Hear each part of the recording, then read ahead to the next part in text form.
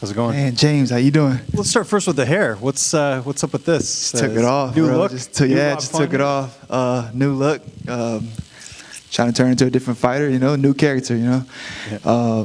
But nah, like me and my fiance have been talking about it for a couple, and then we chose the wrong city to do it in. Like it was in Montreal and it was freezing, but like I just took it off, and it's been so much easier than having the hair and all that. But Yeah, it's been a whirlwind as well for you to get to this fight in terms of your opponent. Obviously, supposed to fight Dominick Cruz, and I know they were trying to find you an opponent.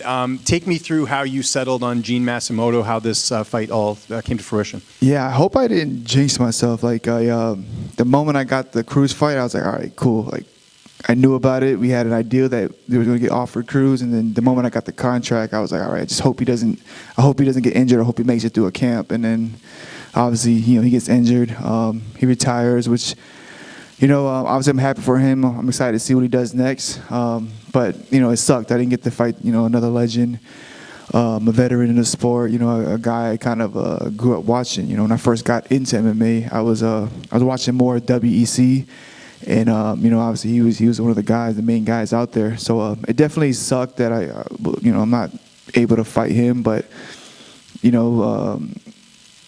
it is what it is, like it's these injuries happen so often that like I kind of had an idea that there's a good chance he wasn't making it to the fight. Was it difficult finding an opponent? Were there other names out there? Like take me through that. How you ended up with. So they initially offered Rosas Jr. Oh, interesting. Yeah, Rosas. They offered him, and I'm not sure what happened. We said yeah, I'm not sure what happened, but the fight didn't happen, and then Chris Gutierrez threw his name into the mix.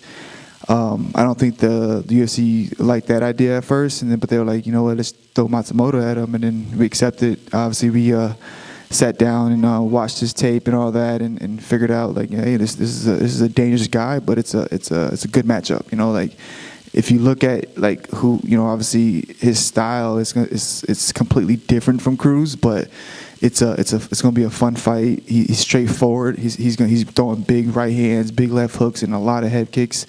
And obviously he's looking for takedowns as well. So a little bit more straightforward than what Cruz would be doing. Obviously he'd be moving a lot, and I believe Cruz probably would have had better timing on his takedowns than him. So I like the matchup. But then again, in the UFC, like all these matchups are tough. But if I had to choose, it'd have been him over the rest of the other monsters out there. Yeah, okay, that's interesting. And then I believe second camp at Tristar right ahead of this one. How was that? Obviously, Calvin had his fight. He was there with you. Yep. Who did you get to work with, and how did camp go? And how long were you there, too, by the way? So I believe it was altogether 5 weeks. Camp went great. We were there nonstop every day, twice a day. It's a one-stop shop, from conditioning to pad work to jiu-jitsu to wrestling, all of that. And it went great. Eamon helped out a lot. He was one of my main sparring partners. Obviously, Rob Rivas is always holding pads for me. I've been working with him since the first day I got there. And then just following Faraz's lead and the way he breaks things down, and just the way he the way he leads is inspiring. So just obviously camp went great. Just unfortunately had a little last hiccup at the last minute. Hey, Rod, let's go to a quick one for you. Obviously, you were in Calvin's corner Saturday. What do you think of the performance in the fight? I think just a funky fight. Zalal had a funky rhythm. Took a while for Calvin to kind of catch up, and I think we just started a little too late. Obviously, Calvin's on a losing streak right now, but I mean, you've been with him for several years, man, and I guess as a friend, as a training partner, as a teammate, like what do you think he needs to turn his career around? Yeah, man, I just starting a little quicker. That's all it is. If once Calvin starts a little quicker, he's taking out everybody, and I really believe that. If that Calvin that showed up in the third round shows up in the first round, that fight is completely different. That's all it is really. Just pulling the trigger a little quicker, and you'll see he's gonna start getting these finishes again. So, man, I just wanted to ask you, like, obviously you picked up a win in your last fight, but before that, I'm sure you had seen all the fans talking shit and saying like, oh, Font's done, Font's washed, blah, blah, blah. And then you go out there, you get a big win, they're like, oh, he's back, he's better than ever. Like, the fans can be very pickety and wish-washy. Just, I guess, did that bug you at all? No, that's their job. You know, they're supposed to be up and down, and you know, it is what it is. You know, that's what they do. It's like you can tell like the true martial artists or true fans, and then you can tell the guys that are just there, just well, I'm hoping their bet hits. You know, like so. I'm not. I don't take offense to that. That's what happens when you do what we do. You know, it's happens in all sports. It's a lot easier to happen in obviously in our sport, and but that's their job. That's what they're supposed to do. You know, it's just you know like I don't know if the fans like persuaded the odds makers in my last one, but I believe I made a lot of people some money that night. Awesome, man. Good luck. Thank you.